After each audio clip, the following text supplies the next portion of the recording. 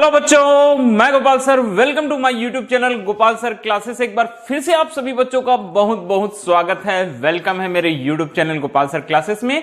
आज हम फिर से एक बार लेकर आए हैं क्लास 11th फिजिक्स और क्लास 11th फिजिक्स सदिश विश्लेषण। आज है हमारा लास्ट लेक्चर। जैसा कि मैंने आपको पिछले 2-3 वीडियोस में बताते हुए आए हैं कि हम जो हैं देख रहे हैं बेटा आपेक्षिक वेग, दो विमाओं में आपेक्षिक वेग। और मैंने इसके पहले भी आपको वीडियोस में बताया है, रेनमैन प्रॉब्लम कराया है, रिवर बोट प्रॉब्लम कराया है। उसी सीरीज का ये लास्ट वीडियो है। यहां मैं आपको बताने वाला हूं रिवर स्विमर प्रॉब्लम के बारे में। ठीक है, तो हम ऐसे प्रश्नों को अब हल करने वाले हैं जहां एक नदी में एक जो स्विमर है, जो तैराक है, वो तैर रहा है। तो किस प्रकार से वो तैराक कम से कम समय में और न्यूनतम पथ से, मतलब रास्ते से, अपने जो तैरने का क्रम है उसको कंप्लीट करता है या तैरता है, ये आज हम आपको बताने वाले हैं। तो चलिए क्लास स्टार्ट करते हैं। मैंने यहाँ सीधे सीधे कुछ क्वेश्चंस लेकर रखे हुए हैं बेटा, वो क्वेश्चन सॉल्व करके मैं आपको दिखाऊंगा कि किस तरह से हम ऐसे प्रॉब्लम्स को हम सॉल्व कर सकते हैं। तो चलिए क्लास स्टार्ट करते हैं। और क्लास स्टार्ट करने से पहले आप सभी बच्चों से मैं फिर से बोलना चाहता हूं कि जिन बच्चों ने अभी तक चैनल सब्सक्राइब नहीं किया है, आप चैनल सब्सक्राइब कीजिए, लाइक कीजिए, शेयर कीजिए। अगर आपको किसी नए टॉपिक पर अगर कोई भी लेक्चर चाहिए तो आप कमेंट पर आकर, कमेंट बॉक्स पर आकर बताएं, तो हम आपको वो नए टॉपिक पर लेक्चर प्रोवाइड कराएंगे। ओके, तो चलिए आज का क्लास, ये हमारा सदिश विश्लेषण का लास्ट क्लास है। बहुत ध्यान से करिएगा। मैं जो जो क्वेश्चन आपको बताने वाला हूं बेटा, बहुत अच्छे से समझ के करिएगा। ठीक है, तो देखो पहला जो मैंने क्वेश्चन लिया है, फर्स्ट जो मेरे पास क्वेश्चन है, क्या बोलता है, कोई व्यक्ति स्थिर पानी में 4 किलोमीटर प्रति घंटे के चाल से तैर सकता है। उसे एक चौड़ी नदी, ये एक चौड़ी नदी जो लिखा है वो है 1 मीटर लंबी चौड़ी नदी है बेटा। क्या है वो? 1 मीटर लंबी चौड़ी नदी को पार करने में कितना समय लगेगा बोलता है। ठीक है, तो सबसे पहले मैं यहां डायग्राम पर आता हूं बेटा, डायग्राम बना लेता हूं। हमारे पास में यहां 1 मीटर चौड़ी नदी है, ये नदी की चौड़ाई। नदी के दोनों किनारे पर 2 बिंदु ले लिए, ओपी। ठीक है, नदी की जो चौड़ाई है ओपी वो है 1 किलोमीटर। ठीक है, मैं यहां गिवन लिख लेता हूं बेटा। जो जो चीजें हमको मालूम है, जो दिया गया है, वो हम गिवन में हम लिखते चलेंगे। हमको क्या मालूम है? नदी की चौड़ाई OP, OP is equal to हमारे पास में बेटा 1 किलोमीटर। ठीक है, कितना है हमारे पास में? OP is equal to 1 kilometre है। अब उसे एक चौड़ी नदी को पार करने में कितना समय लगेगा बोलता है। ठीक है, तो यहां देखो क्वेश्चन में एक जो चीजें रहती है बेटा, डाउट सभी को रहता है। बोलते हैं नदी की बात करते हैं। अगर हम नदी की बात करते हैं तो याद रखिएगा, नदी का जो जल रहता है वो हमेशा कैसे रहता है? बहता हुआ रहता है बेटा। ठीक है, अब दो चीजें होती है, कई बार वो क्या होता है, थोड़ा सा कम वेग में कांस्टेंट स्पीड से क्या होता है, फ्लो होते रहता है, कई बार बहुत तेजी से फ्लो होता है।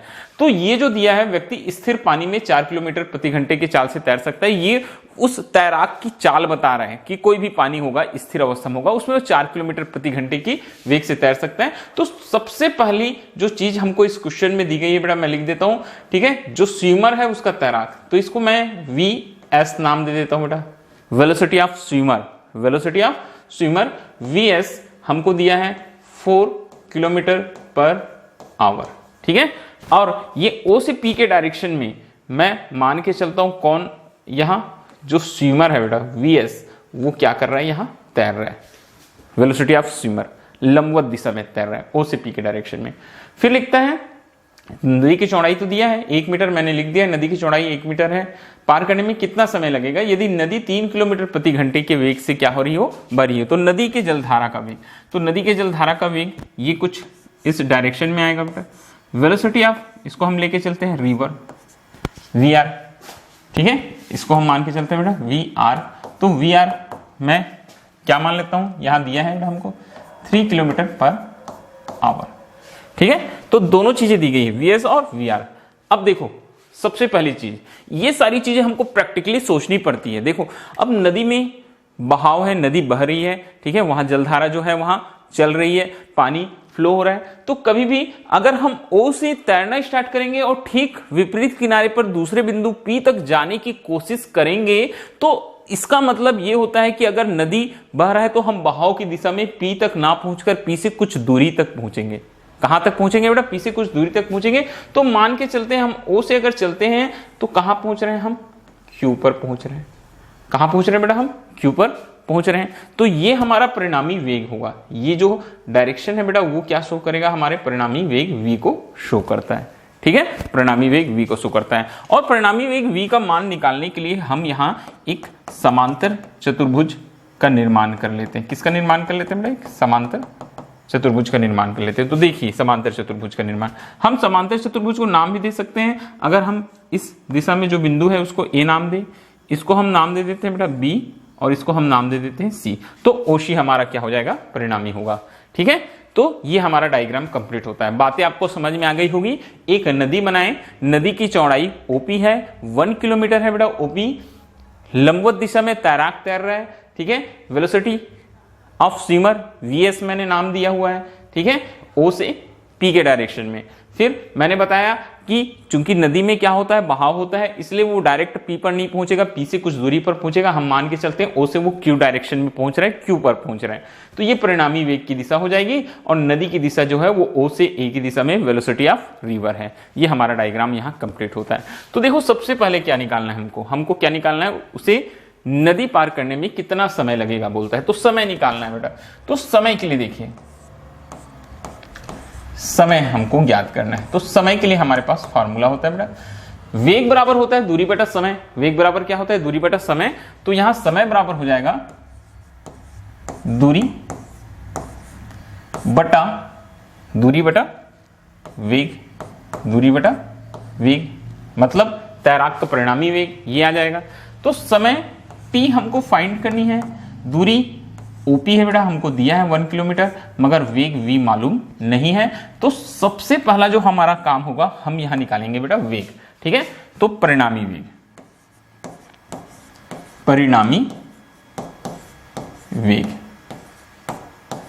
v की वैल्यू निकालना है।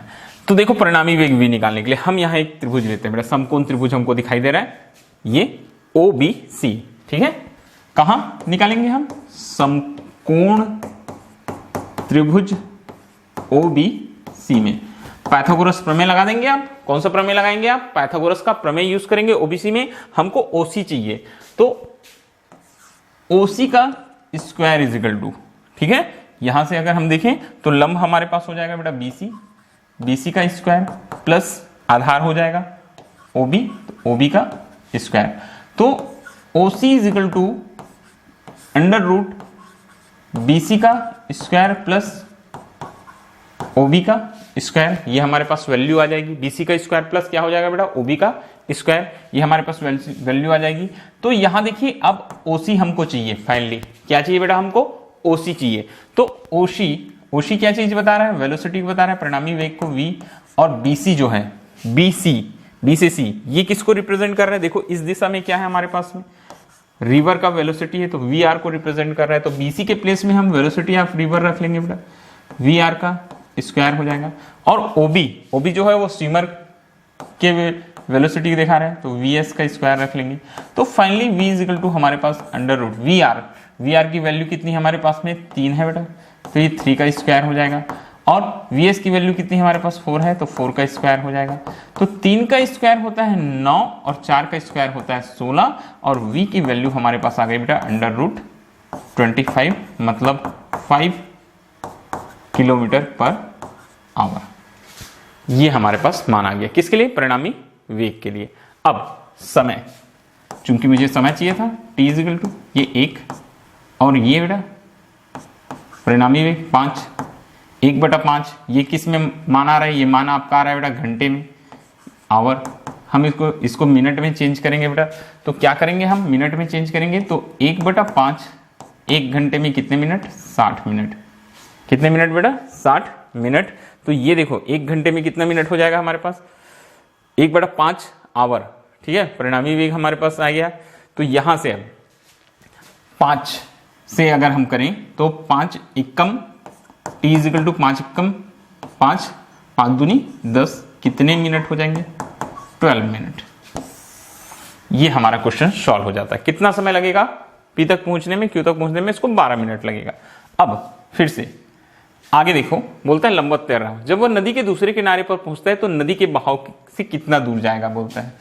तो दिखाई दे रहा है बेटा, कहां पहुंचना कहां था उसको, पी पर, पहुंच कहां गया, क्यू पर। तो नदी के बहाव से दूरी, सेकंड चीज निकालेंगे, नदी के बहाव से दूरी, नदी के बहाव से दूरी कितनी हो जाएगी बेटा, पी क्यू। नदी के बहाव से दूरी कितनी हो जाएगी, पी क्यू हो जाएगी, ठीक है। तो नदी के बहाव से इसकी दूरी हो गई पी क्यू। फिर से हमारे पास फॉर्मूला वही बेटा, अब हमको दूरी निकालनी है। अब हमको क्या फाइंड करना है बेटा, यहाँ दूरी निकालनी है। तो दूरी के लिए हमारे पास में सूत्र, दूरी बराबर, फिर से मैं वैसे ही निकाल लूंगा बेटा, ये हो जाएगा वेग गुना समय। वेग गुना क्या हो जाएगा हमारे पास में, समय। अब वेग मैंने निकाल लिया है, वेग, परिणामी वेग 5 और समय कितना लग रहा है 12।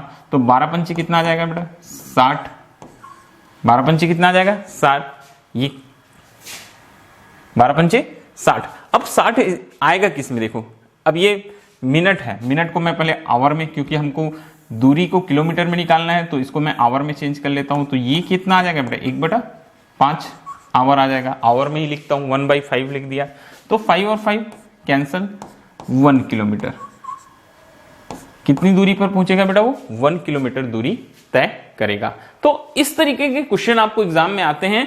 तो बहुत ही सिंपल क्वेश्चन है बेटा, आराम से आप डायग्राम बनाएंगे थोड़ा सा, ठीक है, जो हमारे दैनिक जीवन में होता है वो एग्जाम्पल्स लेकर उसके हिसाब से आप क्वेश्चन बनाएंगे। देखो तैरना उसको पी था, मगर वो गया किधर, क्यू, क्योंकि नदी के बहाव उसको पी पर ना पहुंचाकर क्यू पर पहुंचाएगा। ओके, तो इस तरह से आपको क्वेश्चन सॉल्व करना है। चलिए हम एक और क्वेश्चन यहां लेके चलेंगे बेटा।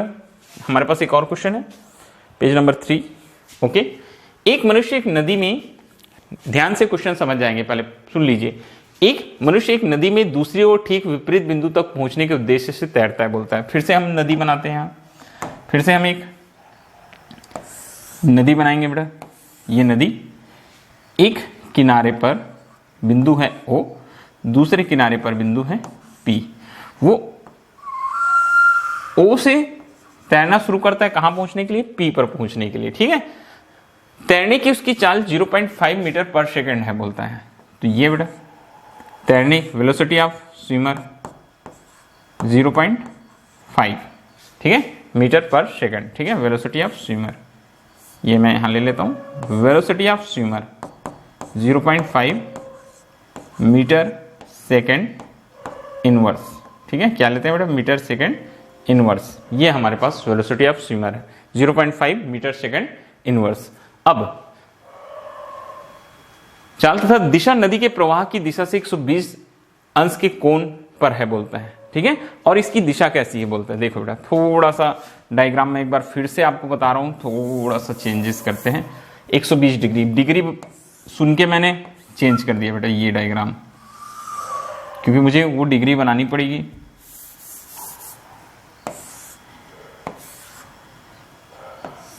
ये O हो गया, ये P हो गया, ठीक है। अब ठीक है, ये OP हो गया, ठीक है। एक मनुष्य एक नदी में दूसरी ओर ठीक विपरीत बिंदु तक पहुंचने के उद्देश्य से तैरता है। O से चलना शुरू करेगा, कहां तक पहुंचना है उसको बेटा, P तक पहुंचना है। तैरने की उसकी चाल 0.5 मीटर पर सेकंड तथा दिशा नदी के प्रवाह की दिशा से 120 डिग्री पर है। ये नदी का वेग, वेलोसिटी ऑफ रिवर, ठीक है, वेलोसिटी ऑफ रिवर। ये हो जाएगा नदी का प्रवाह की दिशा, वेलोसिटी ऑफ क्या हो जाएगा बेटा, रिवर। अब इस दिशा से 120 डिग्री, तो देखो कैसे डिग्री निकालते हैं। ये लंबवत दिशा बेटा, यहां कितना डिग्री हो जाएगा, 90 डिग्री हो जाएगा। ये कितना डिग्री हो जाएगा, ये हमारे पास में 90।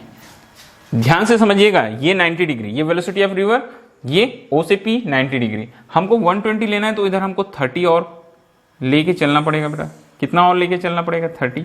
मान के चलते हैं ये कितना डिग्री है, 30 डिग्री है। तो 90 प्लस 30, ये टोटल हो जाएगा बेटा 120 डिग्री। बात समझ में आई। VR से डायरेक्शन देखना है, तो VR से 120 डायरेक्शन, ये तैराक के तैरने की दिशा हो गई बेटा, ये वेलोसिटी ऑफ स्विमर हो गया, यहां वेलोसिटी ऑफ स्विमर। देखिए क्वेश्चन के हिसाब से हमारा डायग्राम चेंज हो गया, वेलोसिटी ऑफ स्विमर हो गया, ठीक है। ये VR, और वो उसको पहुंचना है P पर, तो ये उसका क्या हो जाएगा बेटा, परिणामी वेग क्या हो जाएगा, V हो जाएगा। परिणामी वेग क्या हो जाएगा बेटा, V हो जाएगा। ओके, चीजें फिर से एक बार समझ जाएंगे। ओ से तैरना शुरू करेगा, पहुंचना है उसको कहां, पी पर, मगर बोलता है कि वो नदी के बहाव की दिशा, नदी इस डायरेक्शन में बह रही है वी आर, ठीक है, राइट की ओर। उसको कितने डिग्री पर तैरना है, बोलता है 120 अंश के कोण पर है, तो 120 डिग्री पर तैर रहा है बेटा, वो V से कहां पहुंचेगा, S पर। तो ये P मैं मान के चलता हूं वो Q के डायरेक्शन पर 120 डिग्री का कोण बनाते हुए तैर रहा है, पहुंचना कहां है उसको, P पर। फिर से यहां हम एक समांतर चतुर्भुज की रचना करते हैं। देखिए कैसे हमारा समांतर चतुर्भुज बनेगा, ये इस तरह से बेटा, ये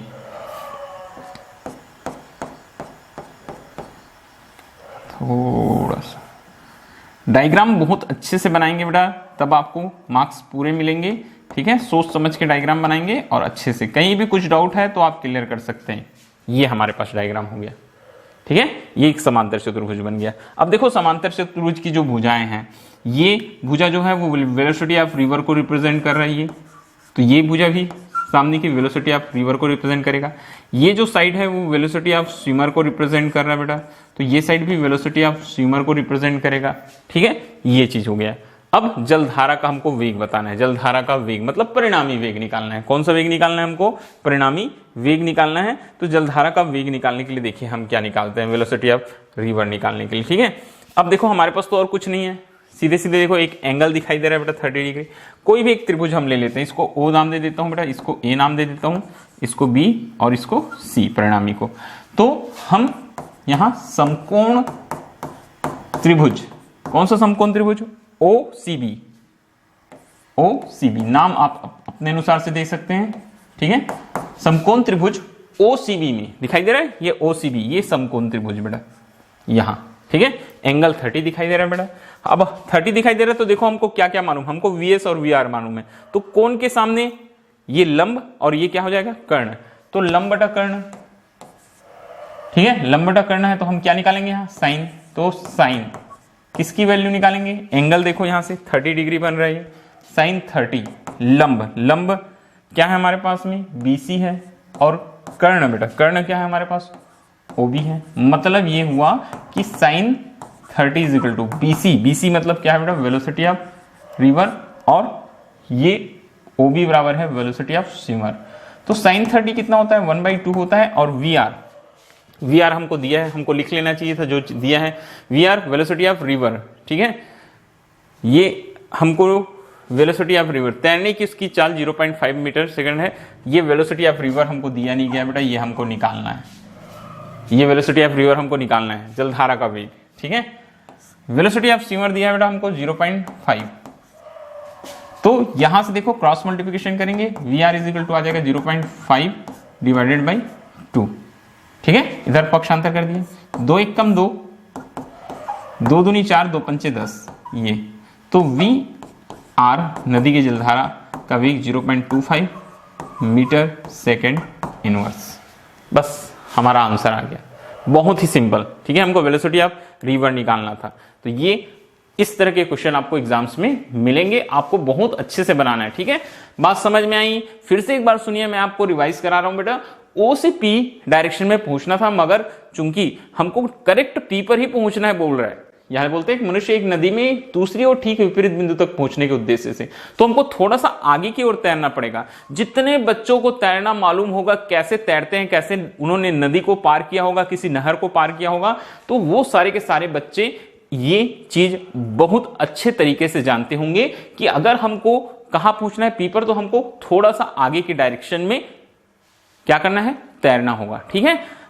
बहुत सारे बच्चे हैं, अगर आपने बचपन में किसी दौड़ती हुई चीज पर, किसी कुत्ते पर या किसी भी चीज पर अगर निशाना लगाया होगा, किसी दीवार पर चलती हुई चीज को अगर आपने मारा होगा, तो आपको मालूम होगा अगर कोई चीज चल रही है वहां तक हमको निशाना लगाना है, तो थोड़ा सा कुछ सामने की ओर हमको क्या करना पड़ता है, पत्थर फेंकना पड़ता है। ठीक वैसे ही बेटा हमको P तक पहुंचने के लिए हमको Q की ओर निशाना लगाना पड़ेगा, Q की ओर अपना डायरेक्शन बनाना पड़ेगा। तो OQ ये वेलोसिटी ऑफ स्विमर था, OP जो हमारा रिजल्टेंट वेलोसिटी आएगा, वेलोसिटी ऑफ रिवर जलधारा का वेग OA डायरेक्शन में। तो इस तरह से हमारे पास एक समांतर चतुर्भुज तैयार हो जाता है। तो हम यहां समांतर चतुर्भुज के नियम की सहायता से बोले या कि एक समकोण त्रिभुज की सहायता से हम जो चीज हमको निकालना है वो निकाल सकते हैं। ओके, अब यहां हमको लंब और कर्ण मालूम था बेटा, तो मैंने साइन 30 ले लिया, डिग्री हमको मालूम था, ये टोटल 120 डिग्री पर तैर रहा है, मगर लंबवत ये 90 हो गया, ये बचा हुआ कितना हो गया बेटा 30 हो गया। ठीक है, तो साइन 30 निकाले, v r upon v s 1/2 v r upon 0.5, ये v r is equal to 0.25 और v r is equal to 0.25 metre second inverse जल धारा का वेग आ गया। ये हमारा आंसर क्या चीज निकला बेटा हमारे पास में, ये जल धारा का वेग।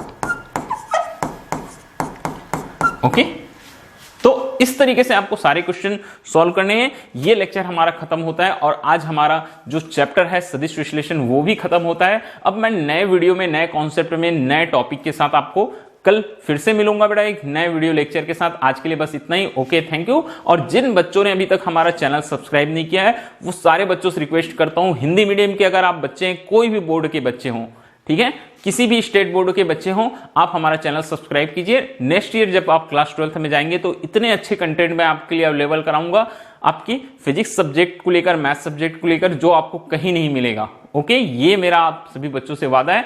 आप चैनल सब्सक्राइब कीजिए और ज्यादा से ज्यादा शेयर कीजिए बेटा। ठीक है, फिर मिलते हैं हम नेक्स्ट वीडियो लेक्चर में। मैं Gopal sir. Okay, thank you.